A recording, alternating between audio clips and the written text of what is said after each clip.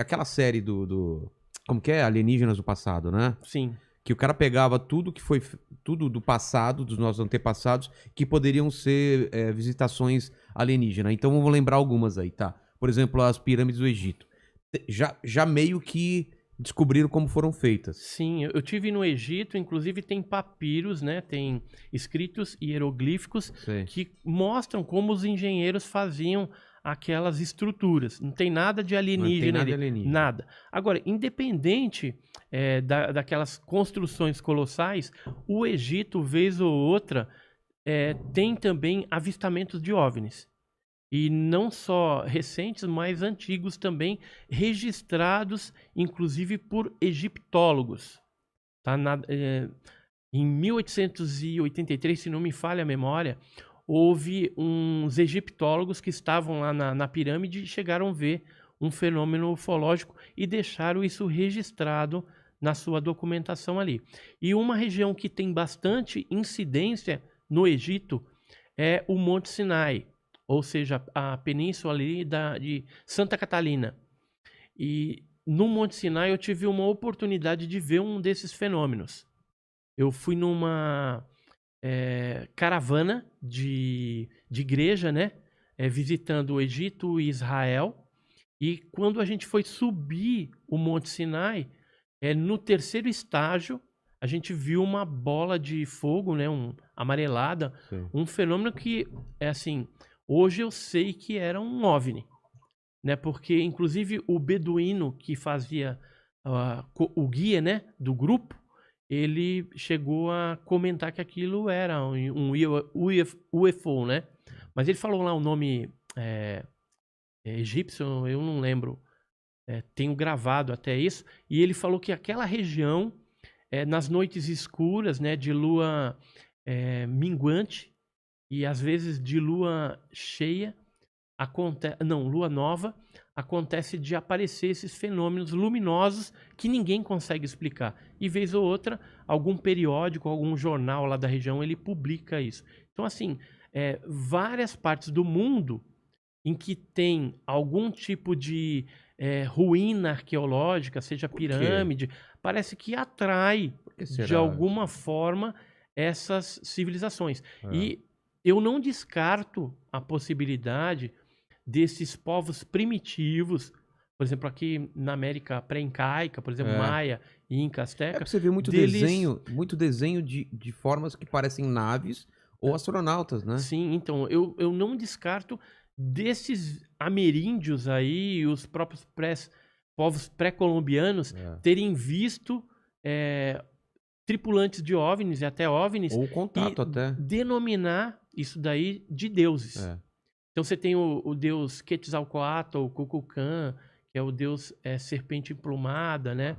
Então são deuses que têm características que poderiam ser, mas a gente não pode também afirmar 100% até na Bíblia, de certeza que é isso. Até na Bíblia tem várias passagens que o pessoal fala de carruagem de fogo no céu e tal, que poderia ser uma descrição com o vocabulário da época, querendo descrever uma coisa que poderia ser uma nave espacial, isso, né? também é uma teoria. Sim, sim. Embora, assim, na Bíblia, como nós conhecemos, não está tão claro. Os 66 livros não traz claramente alguma fenomenologia do fenômeno OVNI.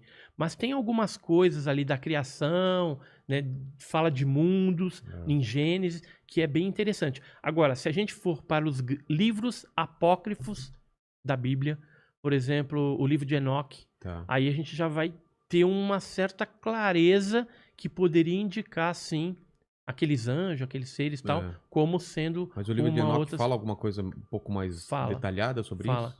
E um livro apócrifo de Lucas também traz algumas informações interessantes. O que eles falam? Sobre naves ou sobre seres? Naves, seres, né? Descreve coisas vistas no céu, é isso? Isso, mas assim, o cristianismo, os livros cristãos, vamos dizer assim, ou judaicos até, eles não trazem muito esse contexto. Mas se a gente pegar, por exemplo, o hinduísmo e tal, aí você vai encontrar lá no Mahabharata,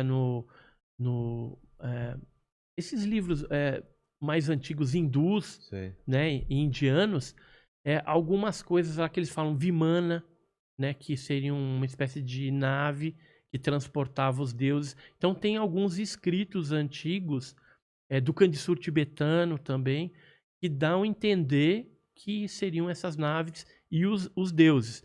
Se você pegar, por exemplo, a civilização sumeriana, né, então a epopeia de Gilgamesh, algumas tabuinhas lá de argila, se for no Louvre, lá na França. Gilgamesh eu já vi alguma coisa parecida com um astronauta, né? O Isso, desenho. e tem umas tabuinhas de argila escrita cuneiforme, onde você tem ali a descrição de uma viagem que uma daquelas pessoas fez a bordo de alguma coisa e viu a Terra do espaço. E o que ele definiu ali em sumeriano é que a Terra parecia algo mole, um mingau, né? E o mar visto do espaço parecia algo sólido. Foi quase as mesmas palavras que os astronautas se referiam à Terra, né, e a porção de mar e a terra, quando eles viram a terra do espaço. Ou seja, e os sumerianos, né? Quantos milhares de anos aconteceu isso lá atrás? E só se eles tivessem visto realmente isso do espaço, né? E aí tinha que ter algum aparato que voasse, porque não tem como a pessoa imaginar nessa situação e descrever ali. Se fosse apenas uma viagem, né? Uma imaginação, uma criatividade. Eu não creio nisso. Eu acredito que realmente eles foram, e os livros antigos eles trazem uma indicação de que realmente no passado nós fomos visitados por tripulantes de OVNIs aí, que eram denominados deuses. Lá no deserto, lá no Peru, que tem aqueles desenhos que só podem ser vistos se você estiver sobrevoando de muito alto. Onde é? Nazca. Nazca, isso. Nazca, no deserto ali do Peru, né? De Nazca. Nazca. Então, eu tive sobrevoando no dia do meu aniversário, foi dia 12 de dezembro de 2006. E nessa ocasião, eu observei, depois peguei informações arqueológicas, e o que eu cheguei à conclusão? De que os índios Nazcas e de uma outra civilização ali também, outra tribo indígena próxima. Você não tem imagens, né? Não, disso não. Mas é fácil o pessoal achar na internet. É fácil. São figuras de pássaros meio... Pássaro, macaco, tem figuras geométricas. Muito grande, tem né? baleia, tem um colibri. Mas é muito grande, né? É grande. Você não consegue... No chão você não vê... Mas não foi feito por extraterrestre. Não. Eu acho que não. A teoria é de que foi feito para ver de cima, de muito cima, não é?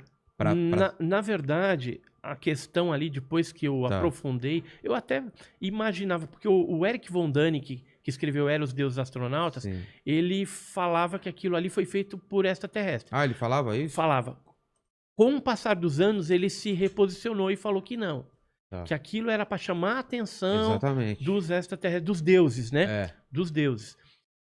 Eu acredito que é mais essa pegada religiosa, porque tem uma região lá, Carcauase, se não me falha a memória, onde tem uma pirâmide e ali ficava a realeza dessa turma dos Nazcas ali. E o deserto fica bem próximo.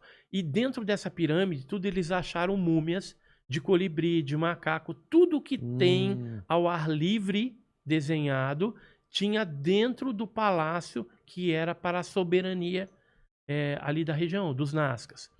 E aí, por que então que tinha esses desenhos imensos na planície de Nazca, no deserto? Que era naquele local onde eles cultuavam os deuses, e aí era o pessoal mais pobre. Entendi. Então a grande população de Nazca ficava no deserto, porque não cabe todo mundo dentro da realeza ali onde tinha a pirâmide, uma cidade ali mais... Então era feito lá fora. Por isso que tem as múmias, né, reverenciando a essas divindades aí, e também tem no deserto. E provavelmente esses desenhos gigantes eram feitos para que os deuses no céu observassem. E aí tem todo um culto ali. É incrível, né, como os caras conseguem desenhar do chão sem ter uma referência Uma coisa Não, absurdamente... é fácil, cara, fazer aquilo lá. É? Porque você não visitou lá, Não, não, não, né? tenho má Então, vontade. o deserto não chove. Tá, Então, o que que eles faziam? Tiravam grandes pedras, pequenas pedras, sei. e depois de tirar uma certa camada, mesmo varrendo com uma vassoura, aparece uma camada meio amarela. Tá.